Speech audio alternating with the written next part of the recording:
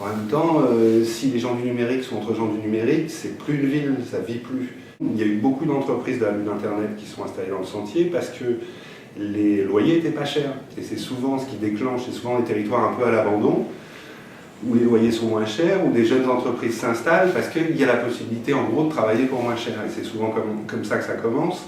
Par contre, c'est plus compliqué de faire durer ça. C'est-à-dire qu'au bout d'un moment, et je suis dans ce quartier-là au jour d'aujourd'hui, les loyers montent et petit à petit, c'est plus un quartier qui devient abordable pour de jeunes entreprises. Donc des jeunes entreprises vont ailleurs.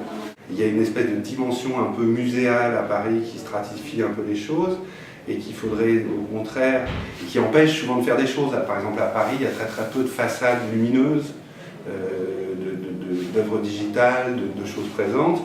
Et il faudrait peut-être profiter justement de la dimension muséale pour jouer sur le sujet. Alors moi je proposais par exemple, si on fait quelque chose sur le Paris digital, pourquoi pas projeter des choses là-dessus tous les soirs sur la conciergerie de 8h du soir à minuit. Tous les touristes qui vont prendre les bateaux mouches auront un petit bout de Paris digital. Pourquoi pas faire en sorte que toutes les entreprises, par exemple dans le contrat d'avoir le statut de jeune entreprise innovante, que beaucoup d'entreprises ont aujourd'hui, les obliger à accrocher un lampion à l'extérieur de leur bâtiment, qui fait que petit à petit on verra une espèce de signature des gens qui travaillent dans le numérique apparaître dans la ville. Pourquoi pas faire vivre ces lampions ensemble. Enfin, on pourrait même mutualiser pour faire de la surveillance de locaux, parce qu'il ne faut pas non plus que ça devienne un moyen d'aller cambrioler les entreprises qui ont du matériel. Mais je suis sûr qu'il y a des choses de l'ordre de symbolique en servant des musées, et puis de choses un peu collectives à construire sur ces dimensions symboliques pour agglomérer tout ça.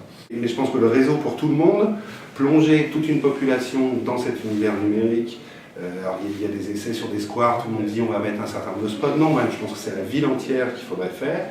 Comme ça on aurait une ville du futur, une ville où tout le monde a le réseau gratuitement partout, parce que de toute façon c'est comme ça que ça va tourner.